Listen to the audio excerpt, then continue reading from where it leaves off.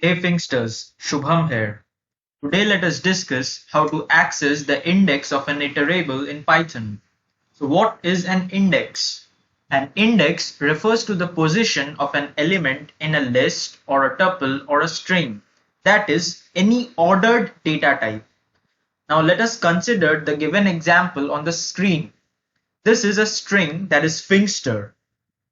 Now if you look at the string, the first character, that is F, has the index 0.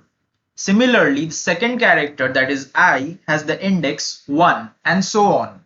The last character has the index 6. What does that mean? This means that the length of the string is 7.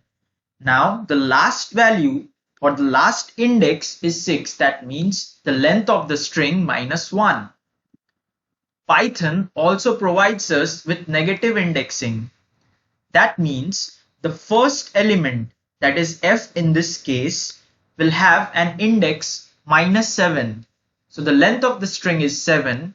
The first negative index is minus 7, that is minus n. If the length of the string is n, then the first index in case of negative indexing will be minus n. So minus 7 in this case. And the last index in case of negative indexing will be minus 1. I hope indexing is clear to you. Now let us jump into the methods of finding index of an iterable in Python. Consider that we have been given a list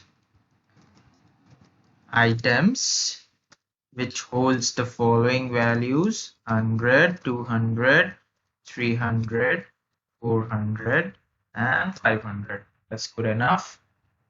Now let us define for loop for index item in enumerate items that was 1. So you might be wondering what just happened. So this is the first method that we are going to use to access the elements of the list items.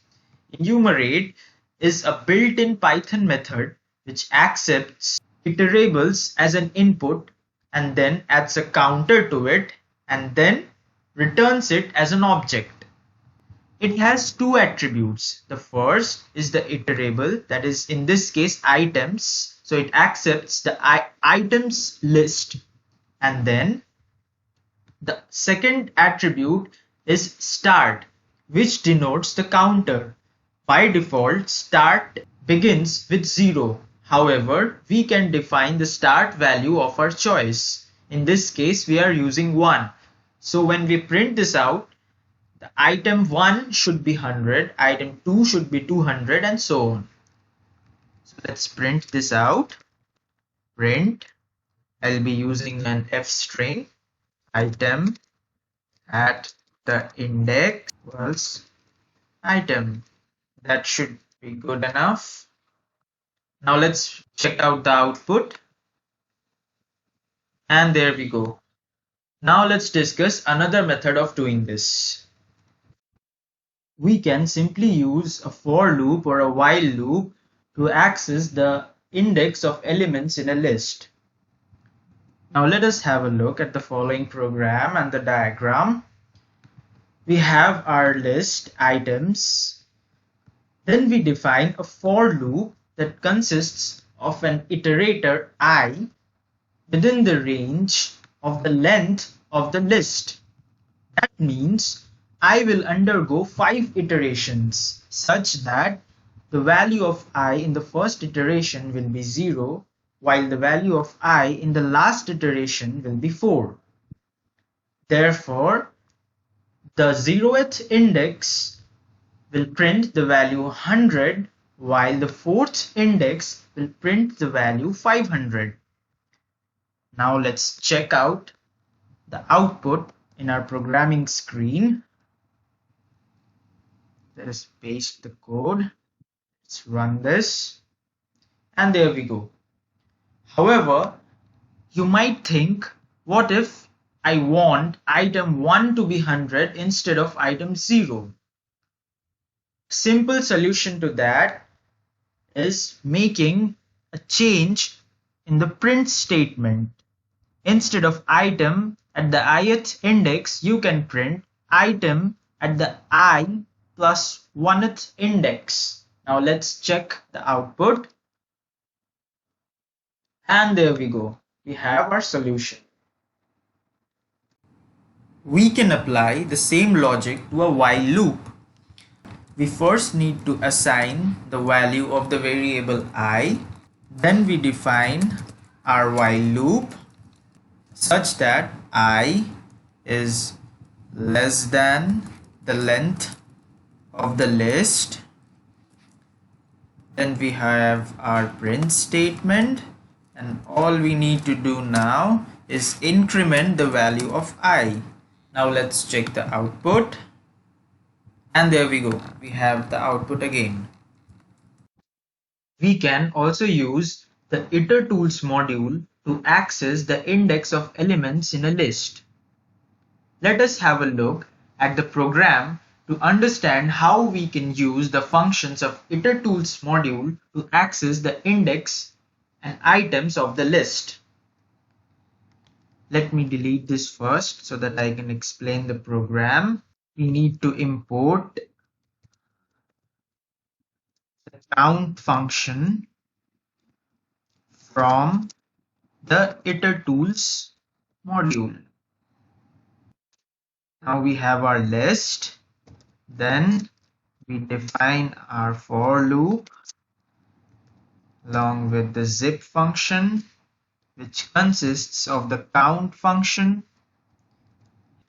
start value as 1, step value 1 as well, and it accepts the items list. Now we simply need to print the value of I. Now let me explain this to you. We import the count function from the Iterables module. Then we have our items list as usual. Now we define the for loop, which contains the zip function. The zip function accepts the items list and also consists of the count function, which behaves as an iterator and generates consecutive integers. Thus, the zip function combines the item with its index and returns them in the form of a tuple. Thus, when we print the variable I, it prints each item along with the index one by one in the form of a tuple. So let us run this program to check the output. And there we go. Now as you can see that we have the output in the form of a tuple. I hope that was clear enough. Before we wrap up, let us have a look at the Python one-liner to solve our problem using a list comprehension. Now that's the code that we are going to use. If you look closely, we are simply using the enumerate function within a list comprehension. If you have any doubts regarding list comprehensions, then I highly recommend you to follow our tutorials on list comprehensions. Now let us run this code and check the output. And there we go. That's the solution. Now that was enough for the day. Please have a look at the NumPy module solution to access index of elements, and if you have any doubts, please feel free to drop a comment. If you enjoyed the video, please give it a like and do not forget to subscribe for more interesting video tutorials. Goodbye.